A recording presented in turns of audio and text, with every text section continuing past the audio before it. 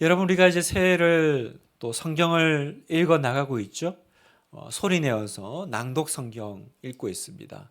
여러분, 말씀 충만이 성령 충만입니다. 그래서 새해 더욱 여러분 말씀 충만하십시오. 또 그 말씀 충만에서 나오는 성령 충만을 누리시기를 주님의 이름으로 축복합니다. 여러분, 우리가 성경을 읽을 때 성경은 어떤 자세로 읽어야 될까요?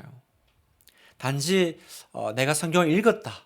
혹은 또 이거 성경을 읽으면서 새로운 걸 내가 배웠어. 그런 호기심으로 읽는 것이 아니라 성경은 어떻게 읽어야 되느냐? 나의 인격과 삶의 변화를 위해서 읽어야 됩니다. 그러니까 하나님이 우리에게 요구하시는 것은 오늘은 내가 평소에 5장 읽는데 10장이나 읽었어. 아니면 오늘은 큐티를 했더니 굉장히 마음이 뿌듯하네. 와, 이번 주는 설교 말씀을 듣는데 굉장히 은혜를 많이 받았어. 그런 수준이 아니라 말씀을 읽었니? 말씀을 들었다면 그렇다면 이제 그 말씀대로 살아야 된다라고 말씀하신다는 거예요. 내가 그 읽은 말씀이 내 삶의 자양분이 되어서 나를 변화시키는 말씀이 되어야 된다. 그게 오늘 우리가 성경을 읽는 이유라는 거예요. 성경을 백날 읽어도 그 말씀이 전혀 나를 부딪히고 나를 변화시키고 그 말씀 앞에 내가 끙끙거림이 없다면 그러면 그 말씀이 나와 무슨 상관이 있겠어요? 그래서 여러분, 내가 성경을 읽을 때 해야 될 일은 뭐냐? 성경을 읽으면서 주님, 하나님 말씀이 살아있으니 이 말씀이 나를 변화시켜 주시고 제가 이 말씀 앞에 순종하게 해주세요. 그렇게 기도하면서 결단하고 읽으시는 겁니다. 그런데 문제가 발생하죠. 뭐가 어렵냐면 내가 이제 실제 삶에서 그 말씀대로 살려고 해보니까 이게 실제로는 녹록지가 않은 겁니다. 머리로 알 때는 알겠는데 실제 그 삶을 나에게 주신 말씀으로 받으려니요. 때로는 성경이 하나님 말씀이 내 삶에 참 감당하기 힘든 것들을 요구하시더라는 겁니다. 예를 들면 원수를 사랑하라. 이거 어떻게 하죠? 그냥 이렇게 내가 참아주는 것도 어려운데 사랑하라니, 용서하라니. 또 어디를 읽었더니 오른뺨을 때리면 왼뺨도 돌려대래요. 그러다가 우리 뺨이 남아나질 않겠어요. 나는 뭐 성격 없습니까? 그냥 이렇게 때리면 갖다 대야 됩니까? 이런 말씀들은 읽을 때는 편하지만 남한테 적용하기는 좋지만 막상 내가 하려면 너무너무 어려운 거예요. 그죠? 너무너무 어려워요.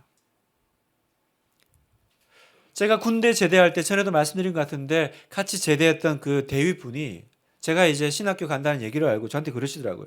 목사님들이 맨날 말씀대로 살아라, 말씀대로 살아라 그러는데 사회생활 좀 해보고 그런 설교했으면 좋겠다. 그렇게 저한테 이렇게 조언 아닌 조언을 하더라고요. 그분도 교회를 다니는 분인데 무슨 말이겠어요? 말씀대로 사는 게 쉽지가 않다라는 뜻이겠죠. 그런 맥락에서 오늘 우리가 읽은 이 말씀도 참 부담스럽기 그지없습니다. 뭐라 그러세요? 항상 기뻐하라. 기뻐하는 것도 어려운데 항상, 그 말은 뭐예요? 어떤 상황에서든 너는 기뻐하라 이렇게 말씀하세요. 여러분 생각해 보세요. 사람이 어떻게 항상 기뻐할 수 있습니까? 내가 뭐 항상 기뻐할 일이 벌어지는 것도 아닌데 우리는 어떤 상황에서든 어떻게 기뻐할 수 있습니까? 제가 개인적으로 항상 기뻐하는 사람 3명은 알고 있습니다. 바보 삼룡이, 백지 아다다, 그리고 어릴 때 우리 마을에 살던 정신 이상한 좀 누나.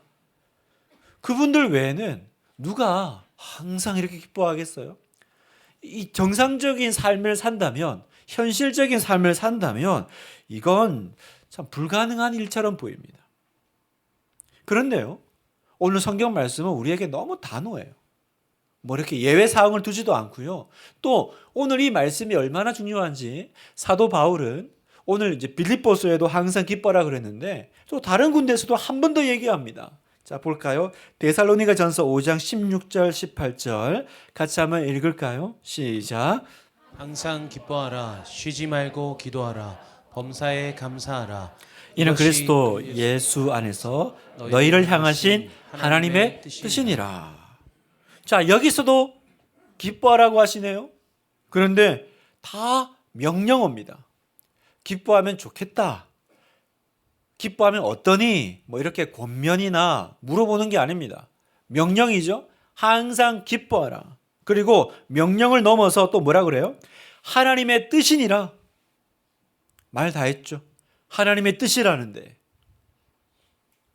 하나님은 자기 백성들이 이런 모습으로 살아가기를 원하신다라는 겁니다. 하나님 나라 천국 백성의 모습은 이런 모습인데 어떤 모습이라고요? 어떤 상황에서도 기뻐하는 사람의 모습이다.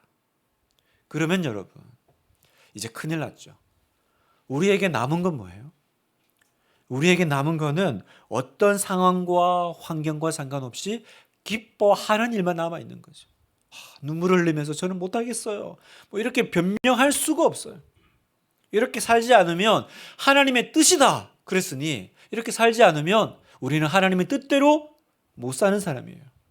하나님이 기뻐하지 않으시는 거죠. 다시 말씀드리지만 여간 부담스럽지가 않아요. 그래서 또 나름 용기를 내어서 그래, 또 하나님이 말씀하시니까 한번 기뻐해 보자 이렇게 결단하면 어떤 일이 벌어져요? 제가 장담컨대 그날따라 유독 더 기뻐 못할 일들이 많이 벌어질 겁니다. 축복합니다, 여러분. 제가 이번 주에 이제 이 말씀을 정해놓고 얼마나 많은 고초를 겪었는지 몰라요. 항상 기뻐하라. 기뻐해야죠. 그런데 그때부터 속 뒤집는 일들이 벌어지는 거예요. 그래서 제가 어제는 제 아내 보고 그랬어요. 나 이거 설교하러 못 올라가겠다. 내가 항상 기뻐라 그래놓고는 제가 막 그걸 안 돼가지고 막 씨름을 하고 있으니까 오늘 설교 준비 힘들었습니다. 자, 여러분하고 저하고 오늘 이 문제를 해결해야 되는데 우리는 한두 번 기뻐할 수는 있습니다. 가끔 기뻐해라. 한두 번 기뻐해라. 그러면 할 만한데 항상 always 이게 어떻게 가능할까? 두 가지를 여러분에게 말씀드립니다. 첫 번째, 어떻게 기뻐할 수 있냐? 항상 주 안에서 기뻐하라입니다. 주 안에서. 오늘 사도 바울은 두 번이나 연이어서 기뻐하라고 하시네요. 4절 보겠습니다. 주 안에서 항상 기뻐하라. 내가 다시 말하노니 기뻐하라. 여러분, 한 번 더 앞에 항상 기뻐하라 그래 놓고 또 까먹을까 봐 다시 말한다. 기뻐해야 돼. 이건 기쁨의 삶이 성도에게 얼마나 중요한지 우리에게 말씀하고자 하는 강조죠. 자, 어떻게 하면 항상 기뻐할 수 있을까요? 여러분 생각해 보세요. 아무 이유 없이 기뻐하는 사람은 백지하다다밖에 없어요. 그냥 헤헤 이러고 있으면 기뻐하는 겁니까? 마음은 지옥인데 이렇게 웃고 있으면 기뻐하는 게 아니잖아요. 여러분 기뻐하려면 조건이 있어야 돼요. 그죠? 어떤 조건이 있어야 돼요? 내가 기뻐할 이유가 있어야 됩니다. 뭔가 기뻐할 대상이 있어야죠. 제가 전에 좀 오래됐습니다만 TV 광고 중에 참 이렇게 인상 깊은 TV 광고가 하나 있었는데 어떤 한 여성이 치과 치료를 갔는데 이를 잘못 뽑은 거예요. 그래서 옆에 이를 뽑아야 되는데 멀쩡한 건강한 이를 뽑은 거죠. 그런데 이 여성이 눈물을 흘리면서도 웃고 있어요. 계속.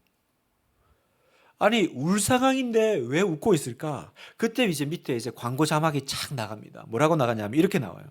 당신은 상위권 엄마의 기쁨을 아는가? 이해 못 하시는군요. 지금 이게 이제 보니까 무슨 학습지 광고인 것 같아요. 그러니까 지금 이 엄마는 상위권 성적의 아들을 두고 있는 거죠. 이 학습지를 통해서. 그러니까 상황은 지금 울 상황인데 그 아들만 생각하면 웃음이 실실 나오는 거죠. 그러니까 빨리 이 학습지 공부시키라는 거 아니겠어요? 당신은 상위권 엄마의 기쁨을 아는가? 이빨이 잘못 뽑혀도 난 기쁜 거지. 막 웃음이 절로 나온다는 거예요. 여러분 무슨 얘기예요? 기뻐하려면 모든 기쁨에는 이유가 있어요. 이유가 없는 기쁨은 없어요, 여러분. 그래서 우리는 하나님께 기도하죠. 하나님, 계속 항상 기뻐하라고 하시는데 저도 기뻐하고 싶습니다. 그런데 제 삶을 한번 보세요. 제가 기뻐할 이유가 있는지 어느 것 하나 제 마음에 드는 것 하나도 없습니다. 그런데 제가 어떻게 기뻐할 수 있습니까? 저는 기뻐할 수가 없어요. 그게 우리의 솔직한 심정 아니에요? 성도 여러분, 어떻게 기뻐할 수도 감사할 수도 없는 상황에서 기뻐할 수 있을까? 여러분, 오늘 지금 이 빌립보서를 읽고 있는데 이 빌립보서를 쓰고 있는 사도 바울은 특수 상황이 있습니다. 어떤 상황이 있냐면 이 빌립보서는요, 바울이 감옥 안에서 쓴 편지예요. 그래서 빌립보서를 다른 말로 옥중서신이라고 합니다. 감옥 안에서 쓴 편지다라는 거죠. 생각해 보세요. 본인은 감옥 안에 있어요. 그리고 저 바깥에 있는 자유로운 성도들한테 본인은 갇혀 있으면서 뭐라 그래요? 항상 기뻐하라. 그 밖에 본 사람 뭐라 그러겠어요? 니나 잘하세요. 그러지 않겠어요? 아니, 어떻게 내가 감옥이라고 하는 갇혀있는, 매어있는 상황이 있는데 기뻐하라고 말할 수 있을까? 허세 아닌가? 그냥 하는 얘기인가? 그런데 오늘 본문에 보면 사도 바울이 항상 기뻐하라고 말하는 그 근거가 있습니다. 그 근거는 뭐라고요? 주 안에서. 그렇죠?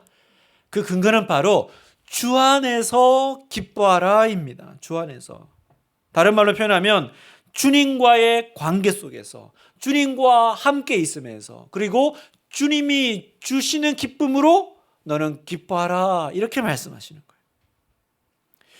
여러분, 세상에서 우리가 기뻐하려면 좋은 일이 있어야 기뻐할 수 있습니다. 그죠? 기뻐할 이유가 있어야 되고, 상위권 엄마여야만 기뻐할 수 있고, 이번에 대학 입시 척척 붙어야 기뻐할 수 있고, 아니면 뭘 가지든지 소유하든지 병이 낫든지 그러면 기뻐할 수 있죠. 세상에서 기뻐하려면, 세상에서 항상 기뻐하려면 기쁨은 뭐예요? 언제나 조건과 상황이 뒷받침해 줘야 됩니다. 그런데 여러분, 그 기쁨은 어떤 기쁨입니까? 그 기쁨은 잠시 기뻐할 수는 있어요. 그 상황이 허락될 때는. 그러나 끝나고 나면 다시 사라지는 기쁨이에요. 세상이 주는 기쁨은 허무한 기쁨입니다. 여러분, 우리 수험생들이 이번 내가 대학만 붙으면 여한이 없겠네. 근데 우리 알잖아요. 대학 붙고 나도 그게 끝이 아니라는 거. 내가 취직만 하면 여한이 없겠고, 내가 결혼만 할 수 있으면, 이 프로젝트만 성공할 수 있으면 우리는 얼마나 많은 그런 소망을 가집니까? 그런데 그거 금방 사라지는 기쁨이에요. 이번에 이제 구정 때 뭐 어렵다 그래도 뭐 여행을 얼마나 많이 다니시는지. 여러분은 왜 안 가고 여기 다 계세요? 그래서 저는 참 감사합니다. 저 이번 주 솔직히 우리 가족들하고 홀로 예배 드릴 줄 알았는데 또 이렇게 많이 계셔 주셔서 너무 감사합니다. 뭐 이번에 뭐 해외 여행 뭐 엄청 나가셨다고 그래요. 이번에도 얼마나 기뻐요. 뭐 인터뷰하는 거 보니까 막 그 공항에 계신 분들 얼굴이 해와 같이 빛나더라고요. 근데 여러분 다 아시죠? 돌아올 때 얼굴 다 아시잖아요.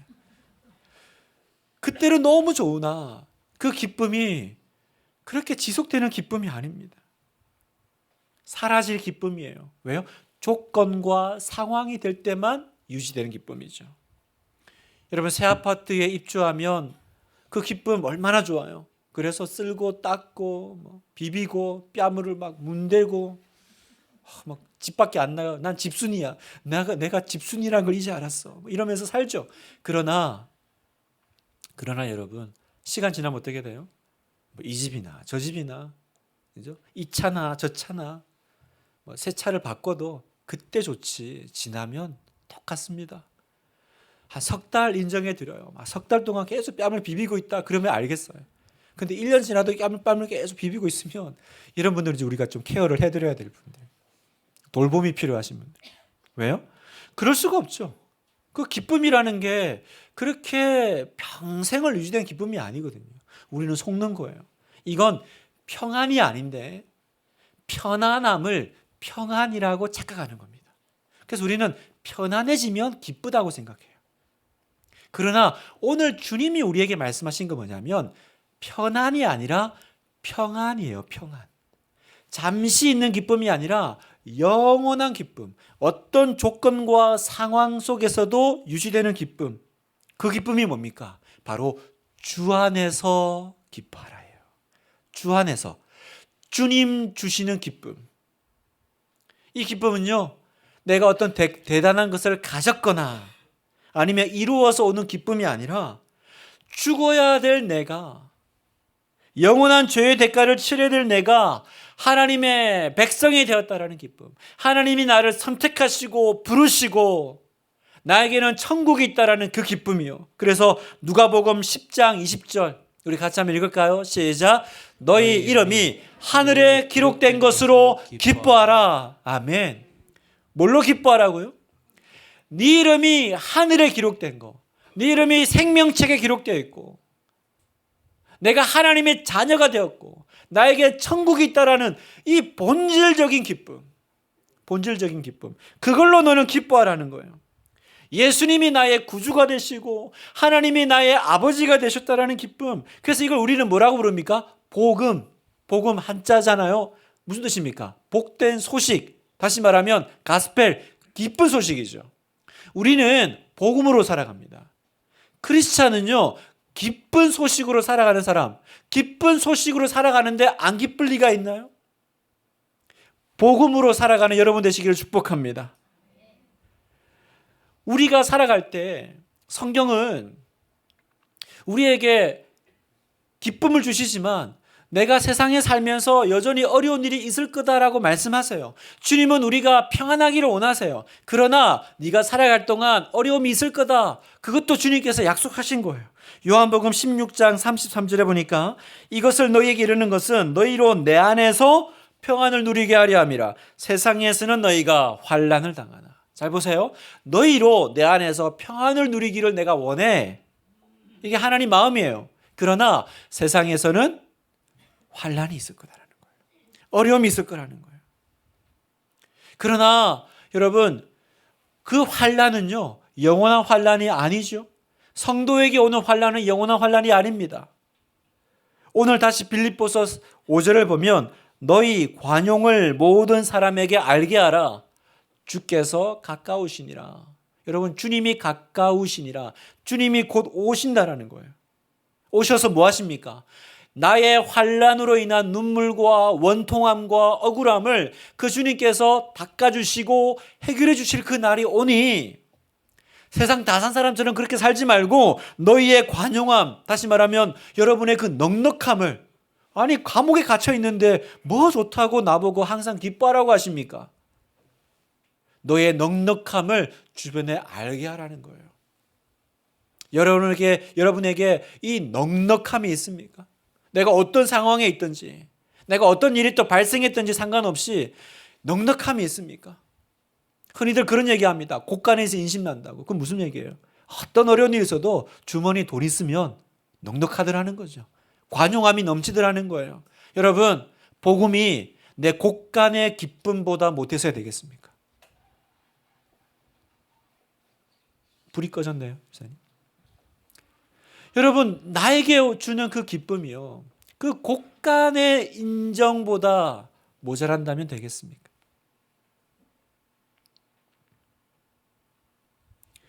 나의 원통함과 억울함을 주님이 해결해 주신다. 주께서 가까우시니라. 또 해결해 주실 뿐만 아니라 상급으로 갚아주시겠다고 약속하십니다. 마태복음 5장 11절 나로 말미암아 너희를 욕하고 박해하고 거짓으로 너희를 거슬러 모든 악한 말을 할 때에는 너희에게 복이 있나니 기뻐하고 즐거워하라. 하늘에서 너희의 상이 큼이라. 기뻐하래요. 즐거워하래요. 왜요? 상이 있다라는 거예요. 나는 주님이 주실 상급이 있구나. 누구에게요? 이 고난과 환난과 억울함과 원통함의 시간을 믿음으로 통과한 사람에게. 그러니 여러분 내가 감옥에 갇혔든 자유인이든 곳간이 비었든 차든 그게 무슨 상관이겠습니까? 그 시간들을 내가 믿음으로 통과할 때 주님이 위로하시는 날이 온다. 그리고 주님이 상 주신다는 거예요. 상 주신다. 사랑하는 성도 여러분, 항상 기뻐하려면 어떻게 하면 됩니까? 그 기쁨은요 상위권 엄마의 기쁨이 아니다라는 거예요. 문제가 해결되고 뭔가 좋은 일이 생기면 오는 기쁨을 말하는 것이 아니라 비록 우리 아이가 하위권이라도 주 안에서의 기쁨입니다. 주 안에서의 기쁨. 여러분 그래서 내가 이를 악물고 내가 오늘부터 기뻐해야지. 그렇게 하는 것이 아니고요. 이미 나는 기뻐할 조건들을 갖추고 있는 거죠. 왜요? 나는 지금 주 안에 있으니까. 아멘이시죠, 여러분? 하나님 안에 계신 여러분, 예수님을 믿음으로 예수님이 내 안에 들어와 계시고 예수님을 모시고 계신 여러분, 기뻐하십시오. 기쁨의 이유를 내 삶의 어떤 부분을 찾지 말고 주님을 바라보십시오. 주님이 말씀하십니다. 너는 내 얼굴을 찾아. 너는 나를 바라봐. 네 안에 있는 기쁨이 여행 가려고 공항 가는 기쁨보다 못했어야 되겠니? 나는 너를 선택하고 나는 너를 사랑하고 네 안에 거하고 임마누엘, 나는 영원히 너와 함께 있단다. 세상에서는 환난을 당하나, 다시 말해서 내 삶 가운데 어려움들이 있어요. 그러나 분명한 건 뭐예요? 어려움도 있지만 주님도 나와 함께 계시다라는 사실입니다. 아멘이십니까, 여러분? 임마누엘, God with us. 하나님이 나와 함께 계신다. 때로는 내 삶에 질병이 와요. 제가 어떤 분을, 아픈 분을 위해서 기도를 해드릴 때 저도 모르죠. 정말 낫기를 기도하지만 나을지 안 나을지 어떻게 알겠어요? 그러니까 기도할 때 어떨 때는 마음에 갈등이 돼요. 기도해 주는데 안 나면 어떡하지? 그때 저의 마음을 붙잡는 건 뭐냐면 반드시 나을 거야가 아니에요. 뭘 믿어요? 반드시 하나님이 이 성도와 함께 하신다. 그건 분명하잖아요. 내가 지금 이 기도하면서 하나님이 나보고 이 병이 나을 거다 안 나을 거다 하고 말은 안 해주셔서 제가 그게 대해 확신은 없지만 저는 분명한 확신, 그 확신은 뭡니까? 임마누엘, 하나님이 함께 하신다. 하나님이 함께 하시니 반드시 나빠질 리가 없어. 나쁠 이유가 없어. 왜요? 주님이 계신데 어떻게 나빠집니까? 그것이 어떤 결과든 반드시 우리에게 좋은 것임을 믿기에 우리는 감사하며 기도하고 나아갈 수 있는 겁니다. 이번 주에 교회 장례식이 계속 있었습니다. 장례를 치르면서 참 얼마나 슬픔의 자리예요. 사랑하는 가족을 떠나보내는. 그런데 예수 믿는 사람의 장례식은 다른 거예요. 왜요? 천국을 가진 사람의 장례식이니까. 제가 그 장례식에 가서 그 우리 유가족들에게 또 우리 함께 예배드리러 온 성도들에게 위로의 말씀을 전하면서 제가 여기 참 가슴에 아프지만 그러나 정말 이렇게 한 걸음에 달려올 수 있는 이유. 마지막 하나님의 사람의 그 길을 배웅하기 위해서 온 거예요. 영원한 사별로 끝나는 헤어짐이 아니라 마지막 하나님의 사람을 주님 앞에 올려드리려고 이 장례식에 달려와서 정말 눈물이 있지만 그러나 주님 감사합니다. 주님 감사합니다. 한 하나님의 사람이 주님께로 갑니다. 놀라운 일이죠. 눈물이 있는데 기쁨이 있는 거예요. 슬픔이 있는데 감사가 있는 이 아이러니를 여러분 이해하시겠어요? 제가 그 장례식장에서 그 예배를 드리면서 그 말씀을 드렸어요. 만약에 지금 하나님께서 고인에게 한 번의 기회를 주신다면, 너무 슬퍼하고 있으니까 내려가서 한 번 말할 수 있는 시간을 주신다면 그 돌아가신 분이 이 장례식장에 오셔서 한마디 할 수 있다. 뭐라고 하실까? 여러분 생각해 보세요. 돌아가신 우리 사랑하는 가족이 한 번 하나님의 기회를 얻어가지고 돌아가셨는데 한 번 잠깐 와서 말할 수 있어요. 뭐라고 하실까요? 와서 억울하다, 원통하다, 섭섭하다 그러실까요, 여러분? 내가 천수를 못 누리고 일찍 떠났네 그러실까요? 지금 하나님을 만나고 하나님 우편에서 주님이 눈물을 닦아주시며 주님이 상을 주시며 아버지 집에서 영원한 안식을 누리고 계신 그분이 우리에게 오셔서 말할 한마디는 이겁니다. 나는 기쁘다예요. 나는 기쁘다.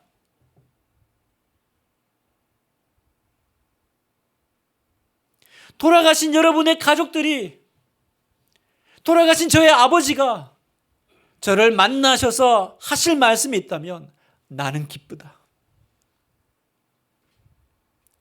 사랑하는 성도 여러분, 오늘 이 아침에 이 기쁨이 회복되시기를 주님의 이름으로 축원합니다.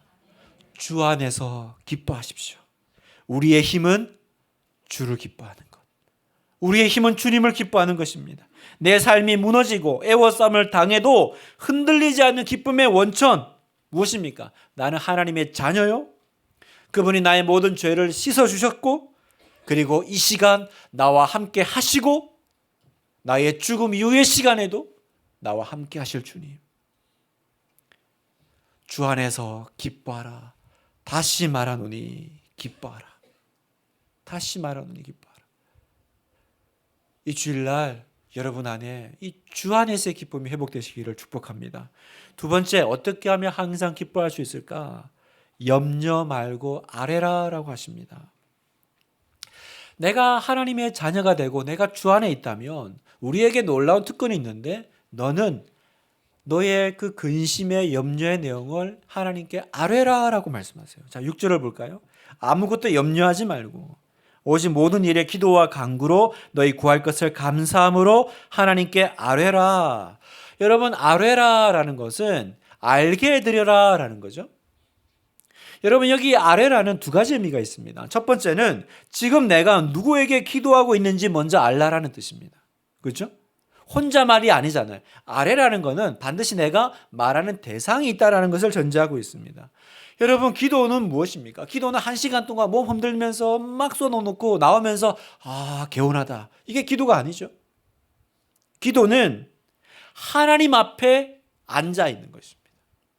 그분께 나아가서 아뢰는 것입니다.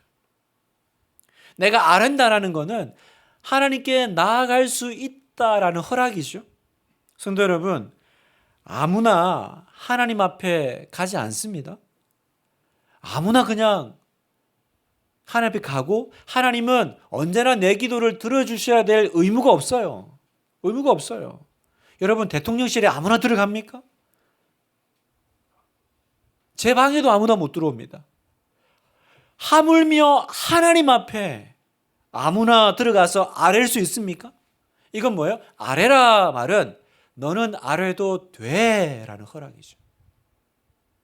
네가 기도하면 내가 들을게 라는 것입니다. 여러분, 놀랍지 않나요? 하나님이 내 기도를 들으신다니. 그래서 히브리서 4장 16절은 우리에게 이렇게 권면합니다. 그러므로 우리는 담대하게 은혜의 보좌로 나아갑시다. 그리하여 우리가 자비를 받고 은혜를 입어서 제때에 주시는 도움을 받도록 합시다. 담대하게 은혜의 보좌로 나아가라. 이게 바로 아뢰라라는 뜻입니다. 또 두 번째 아뢰다라는 어떤 의미냐? 그 나의 모든 문제 상황을 들으시는 분이 내 문제를 해결할 수 있는 능력이 있음을 내가 알기에 그분께 맡겨드린다라는 거예요. 아뢰다라는 것은 맡겨드린다라는 거고요. 맡겨드리는 것은 내려놓는 걸 얘기합니다. 자, 베드로전서 5장 7절 같이 한번 읽겠습니다. 시작. 너희 염려를 다 주께 맡기라. 이는 그가 너희를 돌보심이라. 아뢰라. 감사함으로 하나님께 아뢰라. 이 말을 다른 말로 베드로전서에서는 너희 염려를 맡기라라는 거죠. 맡기라. 여러분, 맡기려면 어떻게 해야 돼요? 내 손에서 떠나야 맡기는 거죠. 내가 들고 있는데 맡긴 건 아니잖아요. 여러분, 오늘 내 삶의 무게가 왜 무겁습니까? 왜 무겁냐면 내가 계속 들고 있어서 그래요. 그러니까 우리는 이런 거죠. 계속 들고 내가 들고 있으면서 하나님 무겁습니다. 무겁습니다. 그래요. 그럼 하나님 뭐라 그러세요? 맡기라라는 거예요. 그 말은 내려놓으라라는 것입니다. 어떤 사람이 무거운 돌을 들고서는 무거워 죽겠네. 무거워 죽겠네. 그럼 우리가 그 사람한테 뭐라 그래요? 내려놔. 그걸 들고서는 무겁네. 무겁네 하고 있는 건 얼마나 어리석은 거예요. 내려놔야죠. 여러분, 내가 하나님 앞에 아뢰다라는 건 뭐예요? 들고 가서 그걸 거기 내려놓고 나오는 거예요. 근데 우리는 가서 내려놨다가 나갈 때 다시 들고 나가요. 그래서 무겁다. 그러면서 들고 나가는 거예요. 오늘 이 예배 시간에 이 예배실 나가는 여러분, 여기 다 내려놓고 가시기를 축복합니다. 들고 나가지 마세요. 아쉽더라도 주섬주섬 이렇게 다시 이렇게 나갈 때 이렇게 등에 짊어지고 가슴에 안고 가면서 무겁다는 것이 아니라 너희 염려를 다 주께 맡기라. 맡기라는 건 해결은 모르겠고 일단 내려놓으라는 것입니다. 내려놓으면 어떻게 해요? 평강이 있다는 거. 평강이. 자, 7절 보세요. 그리하면 모든 지각에 뛰어난 하나님의 평강이 그리스도 예수 안에서 너희 마음과 생각을 지키시리라. 아멘. 그리하면 뭐 하면요? 아뢰면, 맡기면, 내려놓으면 해결하시리라 그러지 않았어요? 네 마음과 생각을 지켜주시겠다고 약속하신 거예요. 해결은 주님 손에 있어요. 내 뜻대로 되는 게 다 좋은 것만은 아닐 거예요. 그러나 맡겨놓으니까 그분이 나보다 더 이 문제를 잘 해결해 주시고 믿으니까 그 어떤 것도 이제 나빠질 리가 없어. 여러분, 이 믿음이 얼마나 저를 염려의 구덩이에서 끄집어 올리는 힘인지 몰라요. 막 염려가 오죠. 속 터지는 일들이 벌어지죠. 그러면 이 막 꼬리에 꼬리를 문다 그러잖아요. 계속 부정적인 것들이 이제 막 물밀듯이 들어옵니다. 그때 저를 끄집어 올리는 건 뭐예요? 주님께 맡기면 그 어떤 것도 나빠질 건 없어.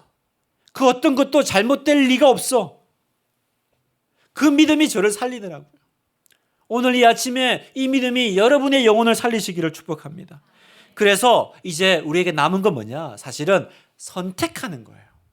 내가 어떻게 살지 선택하는 거예요. 자, 8절을 보겠습니다. 세 번역본으로 제가 한번 읽겠습니다. 마지막으로 형제 자매 여러분, 뭐라고 권면하세요? 무엇이든지 참된 것과 무엇이든지 경건한 것과 무엇이든지 옳은 것과 무엇이든지 순결한 것과 사랑스러운 것과 영예로운 것과 덕이 있고 칭찬할 만할 것이면 이 모든 것을 생각하십시오. 자, 이게 알 듯 모를 듯 이게 무슨 말이냐면 내가 선택할 수 있는 것들은 많지만 그 중에서 뭐든지 좋은 것만 선택하라는 거예요. 그 중에서 무엇이든지 경건하고 옳고 순결하고 사랑스러운 거, 그걸 여러분이 선택하시라는 겁니다. 나는 이제 기쁨을 선택하라는 거예요. 잘 될 확률 50, 안 될 확률 50. 그러나 우리는 항상 무엇이든지 안 좋은 쪽을 선택하죠. 부정적인 것을 선택하죠. 오늘 사도 바울은 우리에게 얘기하십니다. 너는 좋은 것을 선택하는 눈을 가지라는 거예요. 10가지 중에 9가지가 안 좋아도 너는 그 중에 한 가지 좋은 것을 보는 눈을 열어라는 겁니다. 그것이 바로 마지막으로 여러분, 무엇이든지 참된 것을, 뭐가 하나님이 기뻐하는 겁니까? 뭐가 성경이 얘기하는 겁니까? 뭐 하라고 하십니까? 여러분은 그걸 좀 하세요. 그걸 지금 오늘 배웠죠? 그러면 그렇게 사세요. 자, 9절 보세요. 너희는 내게, 같이 한번 읽어볼까요? 시작. 너희는 내게 배우고 받고 듣고 본 바를 행하라. 그리하면 평강의 하나님이 너희와 함께 계시리라. 아멘. 어떻게 하면요? 내게 배우고 받고 듣고 본 바를 행하면 평강의 하나님이 함께 하신다. 그러니까 머리로는 아무리 알아도요, 생각은 아무리 해도 여러분이 그걸 선택하지 않으시면 그건 여러분하고 상관이 없죠. 그러나 내가 오늘 말씀 가운데, 오늘 목사님을 통해서, 예배를 통해서 뭘 배웠어요? 뭘 들었어요? 이제 나는 기쁨을 선택하고 무엇이든지 참된 거, 나는 무엇이든지 좋은 것, 무엇이든지 성경적인 것, 무엇이든지 기쁜 것, 나는 언제나 이것들을 생각하며 살 거야.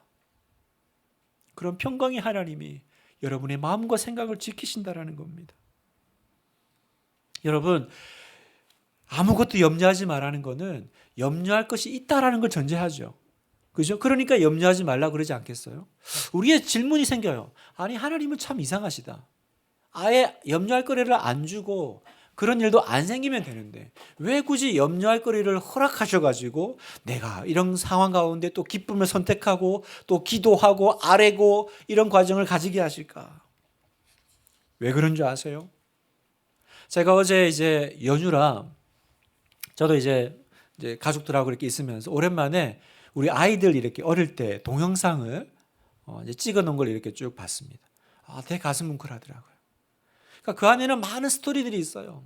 정말 지지고 볶고 싸우고 애들 키우면서 쉽게 키운 사람 어디 있습니까? 그러나 그 모든 시간들을 제가 보면서 마음에 딱 들어온 거는 그거예요. 야, 너는 내 아들이네. 너는 내 아들이네. 무슨 얘기예요? 그런 시간들이 관계를 만들죠. 아무런 일도 없으면 아무런 관계도 없어요. 그죠? 여러분의 교회가 되려면 이 교회에 여러분의 이야기들이 있어야 되죠. 아무 일도 없으면 이 교회는 여러분하고 아무 상관없는 지나가는 교회예요. 제가 그 영상들을 보면 볼수록 너는 내 아들이야. 너는 내 딸이야. 그래서 애들 막 어릴 때 제 아내가 하여튼 이상한 거 다 찍어놨더라고요. 하다못해 애 똥 싼 것까지 찍어놨어요. 더러운 얘기지만. 내가 영상으로 왜 이걸 봐야 되지? 근데 그게 뭡니까? 너는 내 아들이야. 내 아들이야. 무슨 얘기를 드리고 싶냐면 하나님 우리와 관계를 맺고 싶어 하세요. 그런데 우리는 하나님을 필요치 않죠. 그럼 어떻게 하십니까? 하나님이 기도할 수밖에 없는 상황을 만들어서라도 나와 이야기하고 나와 관계 맺고 싶어 하신다는 거예요. 여러분, 창조주 하나님이 내가 뭐라고 창조물인 나에게 이렇게 목을 매실까? 어떻게든지 나에게 다가오셔서 이야기하자, 예배드리자, 말 걸고 만나주시고. 왜 그렇다고요? 우리가 그분께 귀한 존재니까. 그분이 우리를 사랑하시니까. 여러분, 기도 안 하면 하나님이 모르십니까? 꼭 알려드려야 돼요. 아뢰라. 그러니까 알려드려야 하나님이 내가 뭐가 필요한지 아시는 거예요. 마태복음 6장 8절. 그러므로 그들을, 이제 안 믿는 사람들 얘기하는 거예요. 그들을 본받지 말라. 구하기 전에 너희에게 있어야 할 것을 하나님 너희 아버지께서 아시느니라. 여기 보니까 너희에게 있어야 될 걸 하나님이 아신대요. 그런데 아시는데 오늘 성경 본문은 왜 또 아뢰라 그래요? 알면서. 이건 뭡니까? 바로 관계죠. 관계. 부모가 자녀가 뭐가 필요한지 몰라요? 그러나 너는 나에게 왔으면 좋겠어. 네가 나에게 말 걸어줬으면 좋겠어. 우리 이야기하자. 아뢰라. 난 네 목소리가 듣고 싶어. 철저하게 하나님을 부정하고 하나님 찾지 않은 우리. 그래서 하나님은 어떻게 해서라도 우리와 이야기하고 관계 가운데 들어가고 싶어서 때로는 기도할 수밖에 없는 상황을 우리에게 만드시는 거예요. 그러니까 여러분, 사랑하는 성도 여러분, 염려하지 마세요. 그 상황, 그 어려운 문제, 그건 여러분을 죽이는 일이 아닙니다. 그건 주님과의 더 깊은 관계로 우리가 믿는 하나님을 경험하게 할 거예요. 어떤 하나님이요? 평강의 하나님이요. 평강의 하나님. 풍랑 가운데서도 내 영혼을 잠잠하게 하시는 그 하나님. 염려 안 하고 싶다고 안 할 수 있는 사람 누가 있습니까? 그거는 저절로 되는 게 아닙니다. 언제 안 할 수 있나요? 내가 주님 안에 있을 때, 마치 아기가 엄마 품 안에 안겨 있을 때 비로소 안심하고 쌕쌕거리면서 잠을 잘 수 있는 것처럼 내가 주님 안에 있을 때야 나는 염려 안 할 수 있는 거예요. 말씀을 마무리하고자 합니다.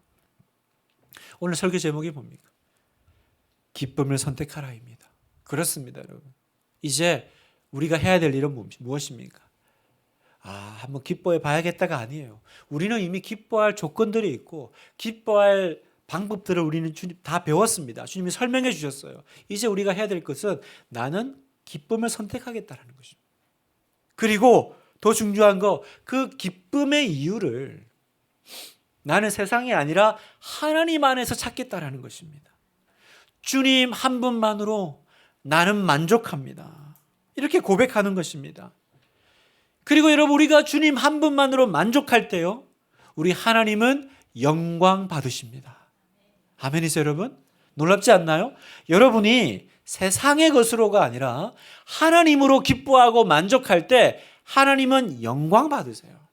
자, 이게 무슨 말이냐면 하나만 딱 얘기하고 마칠게요. 제 아내는 꽃을 싫어하면서도 좋아합니다. 꽃을 싫어해요. 그래서 꽃을 좋아해요.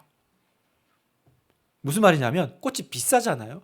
그래서 제가 이제 꽃 선물을 이렇게 준비해서 사 가져가면 항상 핀잔해요. 아니, 이 비싼 거를, 이 시들 거를 왜 가져왔냐? 이 왜 사왔냐? 그러면서 입은 웃고 있어요. 입은 웃고 있어요. 아이, 뭘 또 이런 걸 사왔어. 그러면서 웃음이 떠나질 않아요. 그러니까 제가 보면서 싫어하면서 좋아하는구나. 근데 뭐 이런 걸 왜 사왔어? 그러는데 제가 한마디 한다라는 게 오다 주웠다. 이러면 돼요, 안 돼요? 걱정하지 마. 이거는 그냥 남편이 해야 될 의무라서 한 거야. 내가 책에서 보니까 아내한테는 이렇게 해야 된대. 여러분, 이런 말을 하는 게 맞나요? 틀리나요? 어떻게 말해야 정답입니까? 여보, 오늘 우리 결혼기념일이잖아. 내가 당신한테 꽃을 준비하면서 얼마나 행복했는지 몰라. 당신과 결혼한 나는 진짜 행복한 사람이야. 정답이죠, 여러분? 그러면 아내가 이렇게 말할까요? 그럼 나는 당신만 행복하고 그러면 나는 이런 아내가 있을까요? 아마 한 명도 없을 거예요. 왜요? 아마 이렇게 얘기할 겁니다. 당신이 나로 인해서 기뻐하니까 내가 진짜 더 소중해지는 기분이 들어. 아마 그러지 않겠어요? 야, 꽃 사고 기분 좋았니? 근데 나는 기분이 하나도 안 좋네. 맨날 너만 행복하다. 이런 아내가 어디 있겠어요? 여러분, 내가 누군가로 기뻐한다는 건 무슨 말이냐면 나는 당신을 소중하게 여긴다는 거죠. 그죠? 당신을 소중하게 여긴다. 내가 누군가를 기뻐하잖아요. 그러면 그 사람은 반드시 소중하게 여김받는 기분이 들 거예요. 제가 무슨 얘기를 드리고 싶냐면 하나님도 그러신다는 거예요. 하나님도. 알겠습니다. 항상 기뻐하겠습니다. 성경에 기뻐라고 하시네요. 기뻐할게요. 이 악물고 기뻐하자. 하지 마라. 이러고 있는 하나님, 뭐가 그게 좋아 보이시겠어요? 그냥 결혼 기념일에는 꽃을 사주래. 그래서 사온 거야. 너무 의미 갖지 마. 이런 얘기가 어디 있겠어요, 여러분? 내가 이 꽃을 준비하면서 얼마나 행복했는지. 내가 이 꽃을 주면서 이걸 받을 당신을 생각하니까 얼마나 기뻤는지 몰라. 그때 아내는 정말 뭡니까? 제가 제 아내 한 분만으로 만족할 때 그분은 영광 받으시잖아요. 내가 이렇게 소중한 사람이구나. 여러분, 이 말입니다. 내가 주님으로 기뻐할 때 주님은 영광 받으십니다. 오늘 예배문을 나가면서 기뻐해야지 이러고 가는 게 아니에요. 기뻐하십시오. 주님으로 기뻐하십시오. 세상의 이야기로 기뻐하지 말고 주님, 저는 주님으로 기뻐합니다. 그럼 하나님이 그러실 거예요. 내가 뭔가 너에게 소중하게 여겨지는 기분이 든다. 너무 고맙다. 나도 너를 기뻐해. 너로 인해서 나도 기쁨을 이기지 못해. 우리 같이 기뻐하자. 우리 기뻐하면서 이 시간을 통과하자. 우리 주님이 여러분을 축복해 줄 줄 믿습니다. 사랑 여러분, 기뻐하시기를 축복합니다. 나는 이제 기쁨을 선택할 것입니다.